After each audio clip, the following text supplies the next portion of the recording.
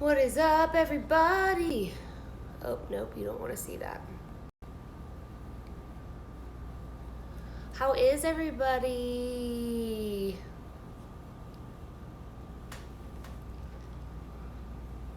Oh my gosh, hello. What's up, everyone? I am Ingrid Andress, and I'm here to talk to you about songwriting and co-producing and my album, and honestly, just mostly answering all of your questions. I know She Is the Music posted something to where you guys could submit questions, so I'm here to answer those. Hello. Hey. I'm just chilling in my apartment in Nashville with my keyboard, which is lovely. So I still get to write, which is great. Some days are more inspiring than others because, like, what is there really to write about? Except for everything, Songwriting is a great outlet for whatever emotions you're feeling. Even if it's, like, tough to write about sometimes, it's just good to get it out. So songwriting has definitely saved me, for sure. But, yeah, I am pretty pumped to talk to you guys. I have been songwriting for, I guess, like 7 years. Whoa, that's a long time. I have not thought about that number. But it's been quite a journey, so I'm here to talk about that as well. It is definitely, songwriting isn't just this thing that you're, like, born with, It's not just like, she has a way with words. It's like, well, yeah, sure, your brain can be wired in a certain way to help you write, but songwriting actually takes practice, which is what basically my entire career has been up to this point, is just me practicing and getting myself into different genres and situations and rooms, just to be like, okay, what is my vibe? Like, how do you write a song? Learning from Nashville writers, it's about lyrics, and then going to LA, it's pop, and it's about the melody. So going back and forth, and at the end of the day, songwriters are songwriters. Doesn't matter what genre you pick, but that's my experience personally. So, my story, just to give you guys a little background, if you have no idea who I am or if you care. I moved to Nashville. Well, I first went to Berklee College of Music, and I was there for a little bit, and that's where I discovered songwriting. I was super into poetry, and I didn't even think I could write a song, but I was just obsessed with words and metaphors and finding new ways of saying things. So it started with poetry, and then it moved on from there because I knew how to play piano, and I was a vocal student at Berklee, and so part of our assignments would be to, like, sing other people's songs. And I was always so frustrated because I was like, none of these songs really fit my voice. Like, I like singing these types of melodies, but I haven't found any songs that do that. So I was like, okay, well, I'm going to write my own songs that fit me. And that's kind of how it all started. So it came from a place of wanting to express myself, which I feel like is a lot of songwriting, is just learning how to put into words how you feel or things that have happened to other people. So ever since then, I did that for a little bit at Berklee, and then I heard that Nashville was where all the songwriters were, and I was like, oh, well, then I need to go there if I'm really going to learn how to do this. And so I drove to Nashville by myself and didn't know anybody there, and just went for it and kind of dove into the whole culture of writing, because my mentor, Cara Diaguardi, she so happened to hear some of my songs, and she was like, you have potential, but you're not good. And I was like, oh, okay. Which is a great, honestly, the best criticism you can get is like real harsh criticism, because of course all your friends are going to tell you, oh, your songs are so great, but like you need some real feedback in order to become a better writer. You can't just want to hear what you want to hear, because not all the songs you write are going to be great. And I know that because a lot of my songs, which hopefully you will never hear, at the beginning were just, they made no sense. And like, it was just, you know, it's a process. Like, you have to learn how to do that. And so when Kara told me that, oh yeah, you know, it needs some work, I'm very competitive. And I was like, well, I know I have a knack for this. I just need to put the time in. And so I moved to Nashville because it's a huge songwriting community of people who learn to write songs just on a guitar or on a piano. Like, there's no track, no nothing, which is like the hardest way to learn, by the way. Not always fun. It's a lot easier to write when you have like a cool track in the background with like a beat and a vibe, and you're like, oh yeah, I could just riff off of this. But a lot of the times if you do that, the lyrics tend to fall to the wayside. So I wanted to learn how to write a good lyric before I just riffed all these melodies. So, especially when you're a singer, you can make anything sound good, but it might not actually be the best lyric. So I've found that out for me. So I just wrote my ass off for like 3 years. Only got a few cuts, like nothing crazy. And then I finally started getting, like, I was finally like, you know what? I'm just going to do this. I'm going to write about how I feel and not about what other people feel. And that's when the whole thing changed for me. That's when I was like writing things that nobody had been saying before. And so since that point on, I've only written about real feelings and real emotions, because that's what translates to other humans. So as a songwriter, it's important to capture the human being and all the thoughts and all the feelings, and be as real with yourself as you possibly can, because that's what gets through to people. So that's my story. I'm going to answer some of the questions that y'all asked over the past few days. But I'll do some in the comments first, just in case I missed something. Do it. This is how we do it. La la la la la la. How do you come up with a good melody? I have no problem with lyrics, but the tunes, oh wait, I can't read all of this. Okay, well, that's tough, because I feel like my melodies come from just being a singer. So I go with whatever intuition I have of like things I like to sing. So I tend to lean more pop, soul with my melodies, because I grew up listening to that kind of music. And so it really just has to do with what your preference is and what sounds good in your voice. But if you aren't a melody person, totally fine. I know like so many successful songwriters that cannot sing. Like, they're just there for lyrics, which is why collaborating and co-writing is so important if you want to be in the songwriting industry. Every song that you hear, except for maybe like a Lori McKenna song, because she can write by herself and doesn't need any of us peasants to help her.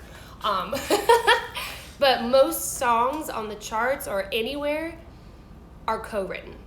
And that's because people have their strengths.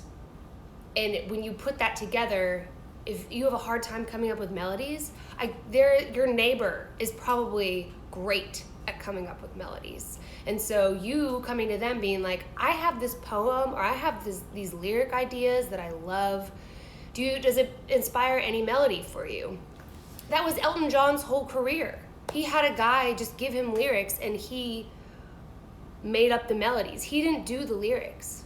So it's like, it takes a team to get a great song, especially if you feel like you're lacking in something. Don't be afraid to reach out to other people you know, even if they don't consider themselves songwriters. Like even guitar players who don't sing, like, can do melodies and riffs that inspire you. That's pretty much all of rap music, is just all those riffs you hear are musicians like sending those ideas out, and then the rapper is just like, does its thing. Okay, let me see. Oh, this is fun. I can actually like show you guys the question. Okay, wow, you guys send a lot of questions. These are amazing. Where's your tequila? It's right here. Duh.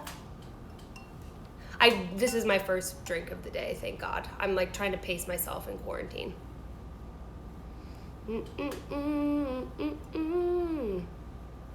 Yes, I did do music in college.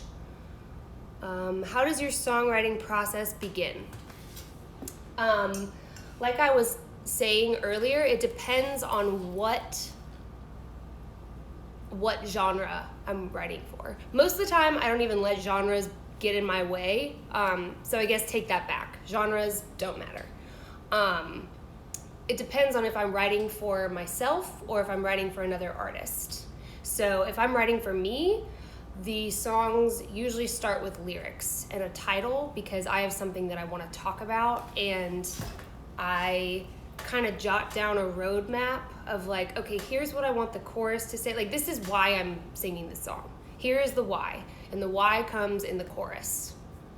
Because in the verses, you just put furniture in the room. It's basically to set you up for that conversation of like, why does this song even exist? So I need a roadmap for me to be able to jot out my thoughts and be like, here's the main point. How do I get to that point? So that's how I write for me. If I'm writing for other people, I ask them what's going on in their life. Or if there's like a certain artist that they really connect to right now, if there are any songs that they're like, oh, I really want a song like that. That usually, I let the other artist take over in that situation. And if they're not in the room, then I will just try to get a vibe going. Because sometimes if you get too heady with lyrics and you don't really know what you want to write about, it's better to start with melody and just a vibe, and then you can add whatever to it. So it really depends on the situation. So I could go one way or the other. Everybody has their own method. Obviously, the way I do it is not the only way to do it. What else? What do you do when you have writer's block? That is a great question.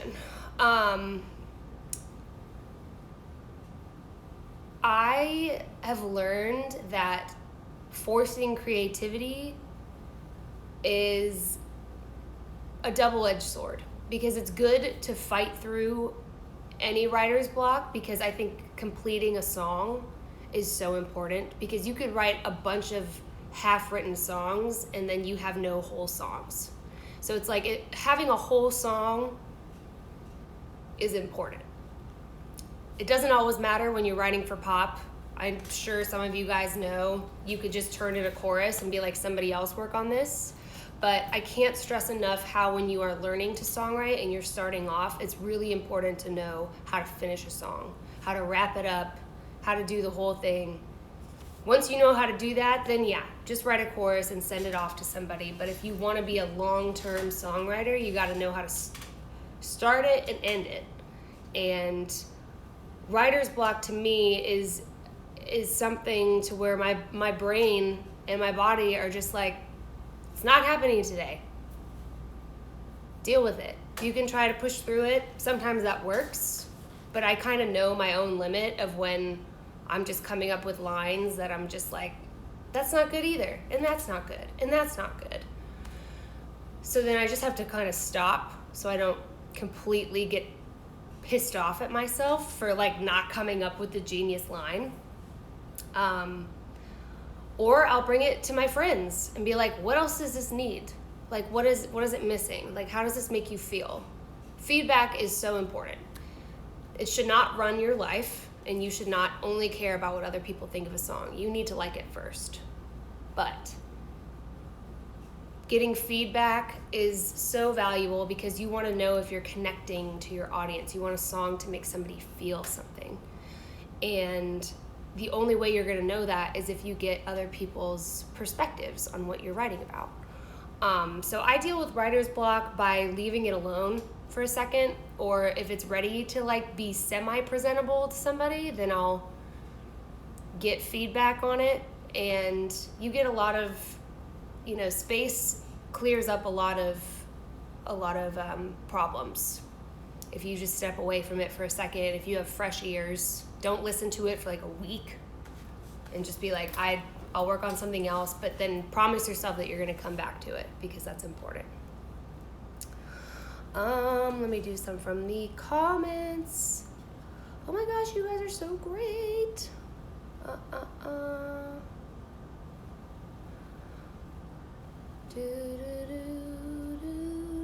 These are great questions. Do you use voice notes?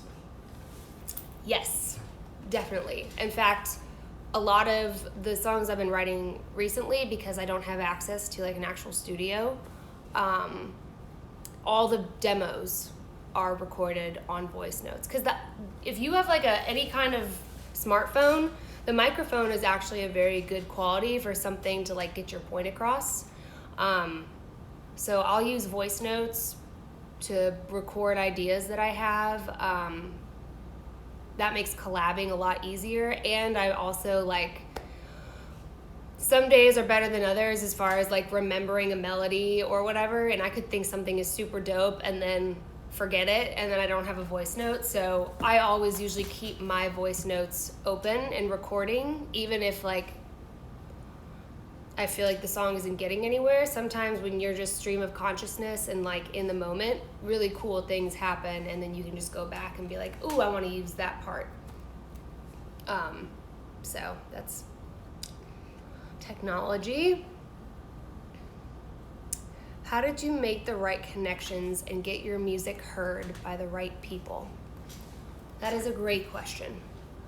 I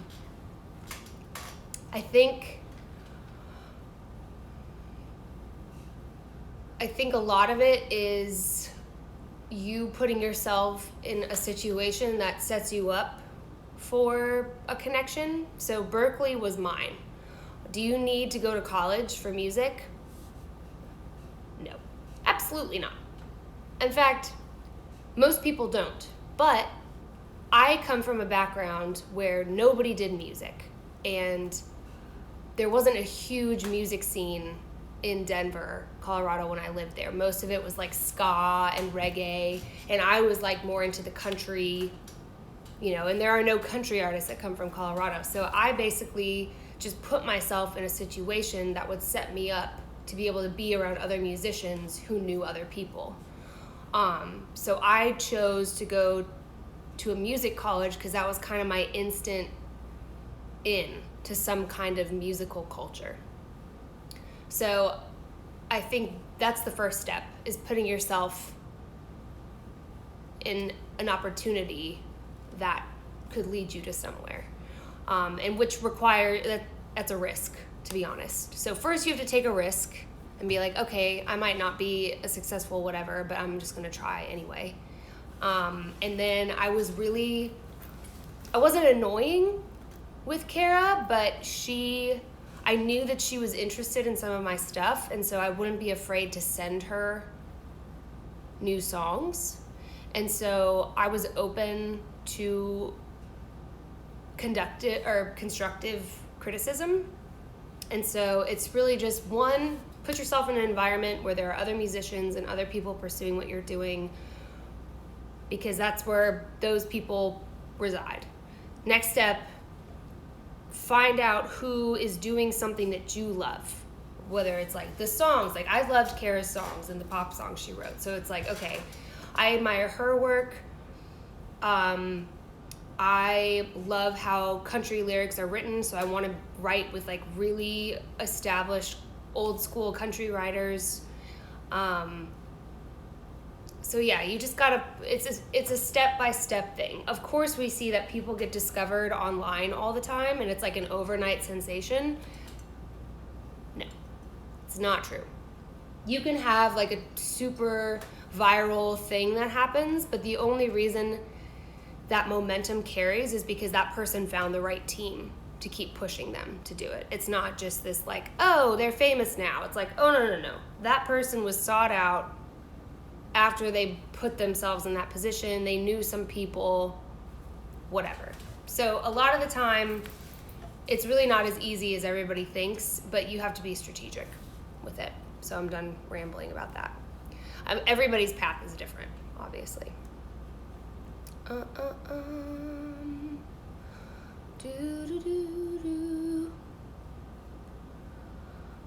my gosh. Oh, I should probably answer some of these too.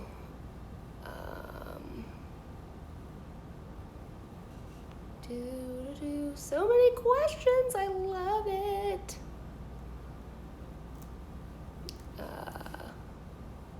Advice on moving to Nashville. Should I get a regular full-time job when I move there? Great question. The problem with having a full-time job is that you really won't have a lot of time to write. And depending on what you want to do, I don't know the extent of what you're trying to do here, but I think having a full-time job takes you away from getting better at the craft that you actually want to do. If it makes you feel more comfortable and stable to get a full-time job and you can make it work to where you still have time in the day to work on music and write and not be distracted and tired from working a lifeless job, then do it. Because everybody's capabilities are different. Some people need to work full-time jobs in order. I know a ton of songwriters who started like balancing the two, but they ended up needing to make one decision or the other. So I waited tables when I was here. I nannied and I waited tables because those hours are very specific to where either I would work at night or I'd work in the morning. So I could choose what part of my day I wanted to work on writing, and I wouldn't have been prepared for the major co-writes that ended up bringing me to the next level of meeting different people if I hadn't had all that time to work on concepts and ideas and whatever. You just need to know what your capacity is and what kind of creative space you need. Me personally, being around people, being required to do something, having like an actual boss is like so uninspiring to me. I hate rules. So waiting tables was like as much as I could do, because I was like, okay, I still get to like be the person I want to be and be myself and like make tips, but and like not go crazy just sitting somewhere. So it's all up to you though. That's just me.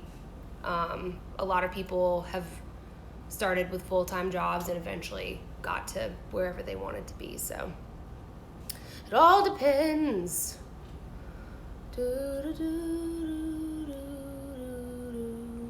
Oh, go away. Sorry, I forgot to put my phone on Do Not Disturb. Why does it keep doing that? Thank you, so sweet. A lot of larger artists invest in multiple industries. All eggs in one basket is hard. True. Yeah, I mean, I think when you're trying to, you should always have an idea of where you want to go.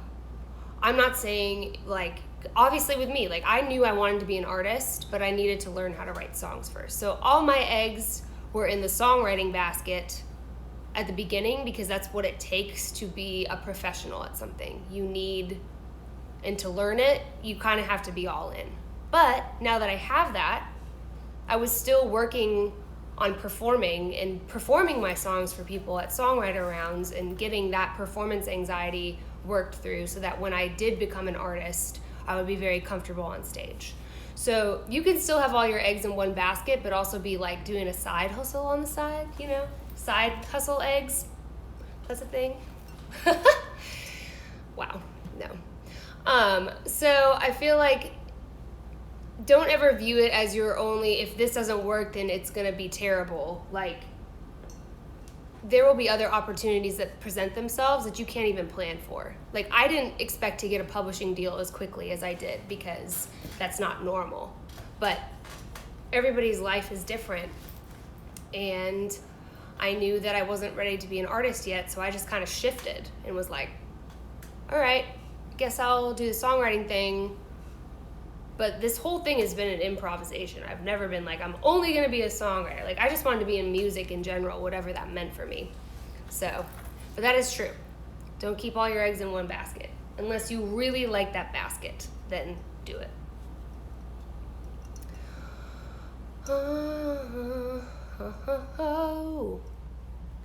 Let's see. A few more. I feel like I haven't answered any.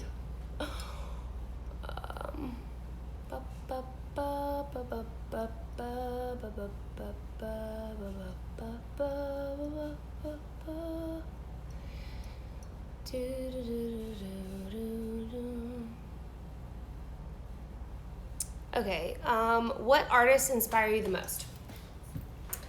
I feel like this is why I have such a wide array of favorite artists, because I only care about the emotion that's behind it. I don't care how catchy the song is or what the song is even about or like anything else really. It's just about like, okay, is this person being true to themselves, and do I feel what they're feeling in this moment? And I feel like if you can do that, then you are a great artist. So obviously Adele, queen. I like listened to her all throughout college. Dixie Chicks, admire the hell out of them because you know that that's them, and they write very honest songs and they sing them well and they play them well and you believe them. It's like, yeah, I believe every word you're saying. But a weird one is like Bon Iver. Do I know what he's saying ever? Does anybody know what he's saying? No. But he makes me feel something that I don't explain, and it's just like, oh, you're just being you. Like, who cares if I know what you're saying or not? Eminem, so good. Even though angry, like super angry, but I believe him. I'm like, yeah, this is you. You've sold me. This is actually how you're feeling, and that's dope. Good for you. So it's like any artist who's like truly themselves, which is great. Sometimes I can't tell with pop artists where I'm just like, is this just like a fake thing that you're doing? Or, you know, it's like getting harder recently to be able to tell if people are being authentic or not. So that's been a little annoying. I'm just like, are you lying? But only time will tell. Yeah. So any artist that actually has an honest perspective are my favorite artists. Even heavy metal artists. I love Metallica. I'm like, yeah, that's them. Now there's angry old men, but I love that for them. Da, da, da, da, da. Let's see.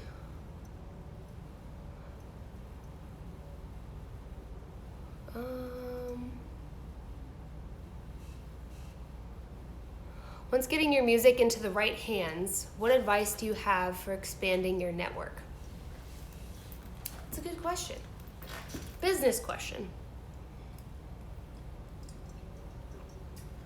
I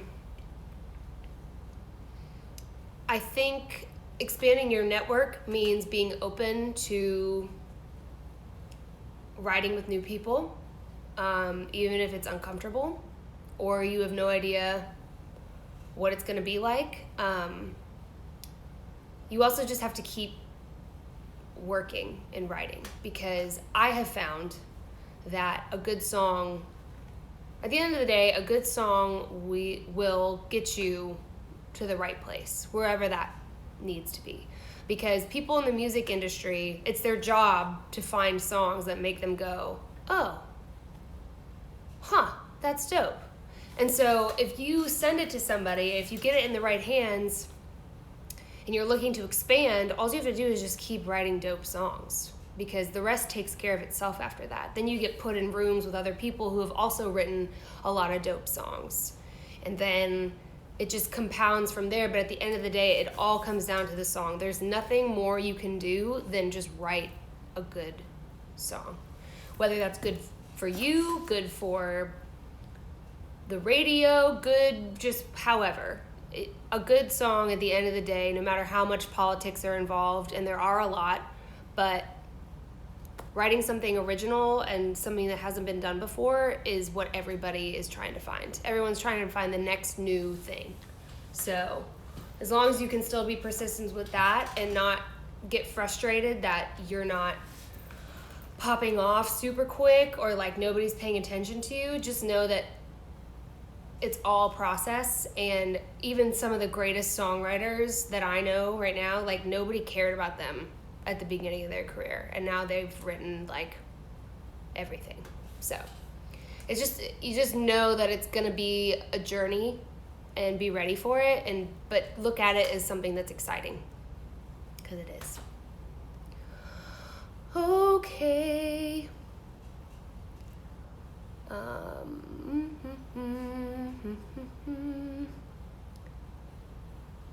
Let's see.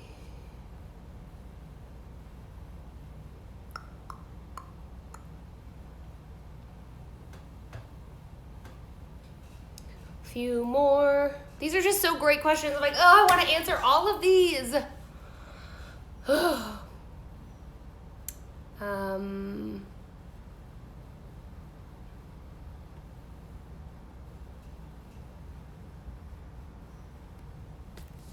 I want to write songs for other artists, but I don't know if I should do flat fees or royalties.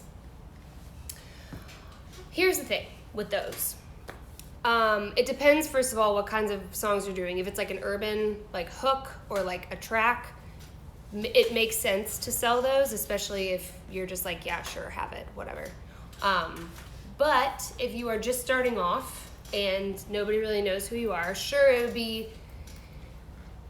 it would make sense to have quick money, but what are you trying to do? Have quick money or have your name start popping up on all these other songs that get cut?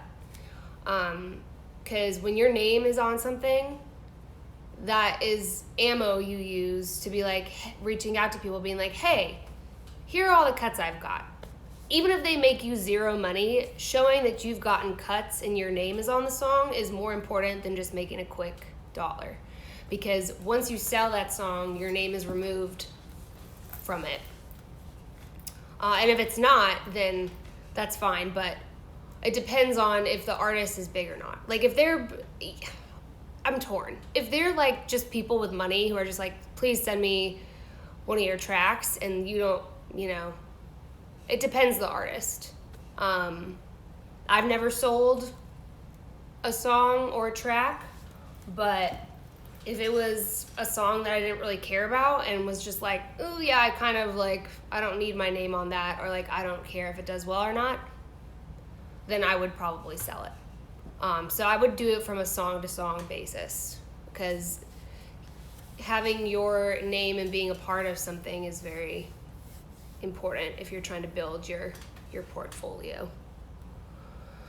All right. About to wrap up here.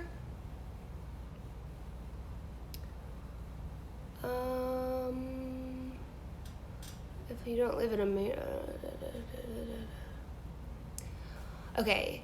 If you don't live in a major songwriting city, how would you recommend finding a co-writer to workshop a song? Ooh.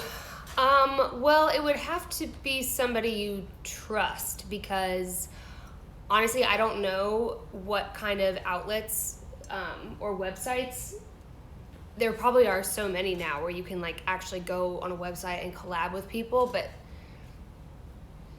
you know, I feel like it would just have to be with somebody you trust, or I don't know. I think you just need to move to a city if you can that has some kind of music opportunity, because unless you can do everything yourself, it's going to be hard to be discovered or to be able to co-write with people if nobody knows where you are or whatever. I feel like,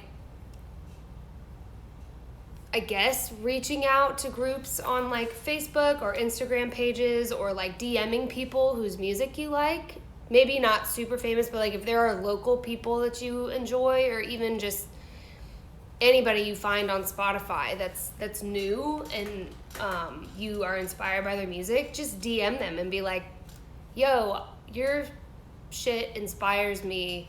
I'm trying to write. Let's do something.